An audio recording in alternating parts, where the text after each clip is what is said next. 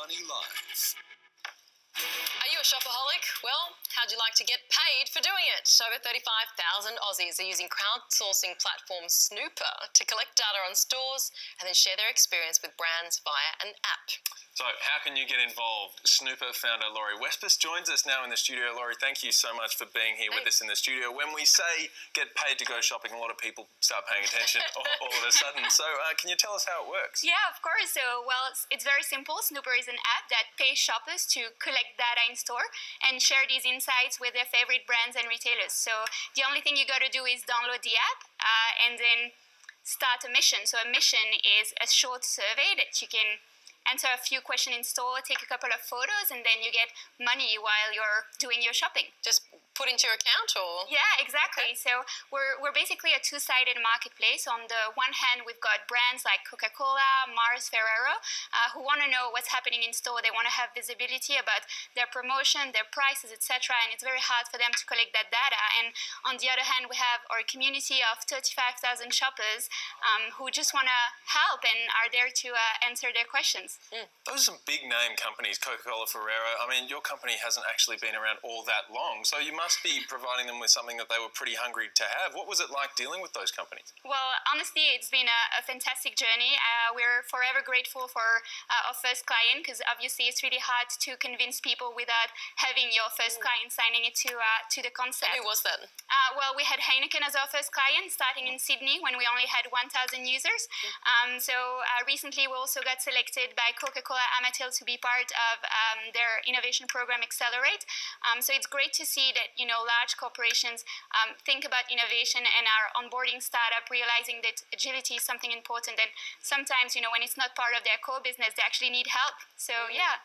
So how does it work? A mission, so let's say that I'm Coca-Cola and I want to know what's happening with my displays at a supermarket. What do I do? How do I find that out? Well, that's great. Actually, it's one of our mission on the app at the moment. So Coca-Cola wants to know if their Christmas display are in store, where they're located, and if there's enough stock of the product for the shoppers. So what they do is they tell us, well, that's what we want to find out, and we post a task, and any shopper in Australia, everywhere, like regional and metro areas, can actually complete this task and earn, I think, between $5 to $10. Yeah. And how do you guys get paid? How do you make your money? So, well, we charge a fee to the client, so we ask them to pay a fee per visit, and then we reward the shopper accordingly. And, as I was mentioning, like sometimes it looks like small rewards, but for shoppers, it can be significant. We have people who are currently unemployed who are using the app to pay the rent. Our best user just bought a car with his Snooper money. We even had a dad who was telling us this story about educating his kid about the value of money and doing Snooper missions with the kids and, get them to pay the Nintendo based on the reward they got from Snooper. So you're finding that people are using it a lot, going to let's say a shopping mall and just going one store to the next sort of thing. Is that how they're using it? How much are people earning who do this a lot? Well, it really depends on how you want to use the app. So it's either easy money opportunity that easily integrates in your daily routine. So we have missions in supermarkets, service stations, pharmacies, even bars for Heineken. So if the Heineken beer mission is your favorite, you might just wait for this one to be on the app every second month and do that. Or if you want, you can actually walk in Sydney CBD and make a lot of money in one day. You've had good funding too. I mean, you've kind of alluded to it, but you've recently had a $1 million funding round. Yeah. What has that process been like? Honestly, it's been really good. I know there's lots of story about startup not being able to raise money, and I think we've had an amazing experience.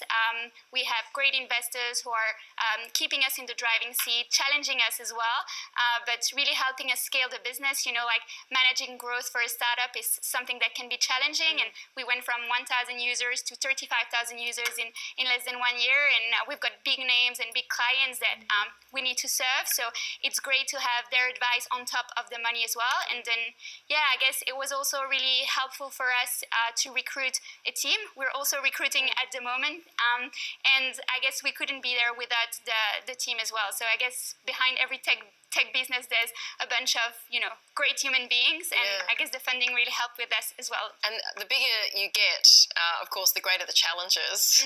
So what's next year? What do you have to really focus on for the growth next year? And Yeah, so we have a lot of clients who are asking us about our international expansions, and they want to take Snooper to the other country, to their Asia Pacific hub. So I guess we're going to be... because some of those names you've mentioned, I mean, they're obviously global names, aren't they? Yeah, definitely. And they can use our solution in, like, for example, Asia. There are some countries that have a very fragmented retail market, and it's very hard for them to have visibility about what's happening in stores. So, yeah, definitely looking at international expansion. And is that, what are the barriers, I guess, you're expecting to come up against trying to do that? What's the biggest task? Yeah, so, with Australia, it's a huge country, but it's actually only one language. If you think about other markets, the country might be smaller, there might be different languages. Also, the payment methods might be different, etc. So that's things you need to take into consideration when you're doing this. I guess the benefit of our solution is that it's applicable for the same business issue, which is visibility of what's happening in store and bridging the gap between strategy and execution. So lots of different sorts of missions on the app. What kind of flexibility and differences can you get if you're a user? What can you get? What's the difference between a $5 and a $10 mission? Yeah, so the money you get depends on how long you're going to spend in store and the difficulty of the task as well. So say, for example, you just need to check a price or answer 1 to 3 questions. You might earn less money than if you're doing a thorough consumer survey about a new product and the brand wants to know what you think about their innovation. So, yeah, okay. That sounds pretty good to me. Sounds great. Yeah. I was just thinking as well, it's interesting you say that the stories that you hear of how people use it. We often talk about with these startups, you start with a vision, but then sometimes people are using it in ways you didn't actually expect and that you didn't envision. Are you finding that? Well, our clients have plenty of crazy ideas, so sometimes it's hard to actually keep them focused. So we're really trying to work on our core and remain a data company, because it's true that, with all this new gig economy, our app can be useful to do a bunch of different things. We could post a bunch of different tasks for our community, but we're really trying to remain very targeted and make sure that, we are a company that collects data about retail and consumer products. Well, so retail and consumer products, do you see that there's any scope to change sectors or broaden into anywhere else? We've seen a lot of problems with, say, banking lately. I mean, could you have any... I mean, what you're providing is transparency. So do you think you could just wheel that out into different sectors? Yeah, of course. And actually, our clients come from different industries as well. So I mentioned the consumer products client, but for example, the telco providers are using us as well in their store. In the end, they also want to deliver, better shopper experiences when you're in their stores. So I guess that's how we manage to have different missions in different types of stores as well that easily integrate in the routine of our shoppers. Well, from Snooper, the founder, Laurie Wespes, thank you so much. Thank you. Good luck with your mission Thank for you very 2019 much. as well. Thank you. Coming up, how the market will be affected if Labor wins government next year. You could actually profit off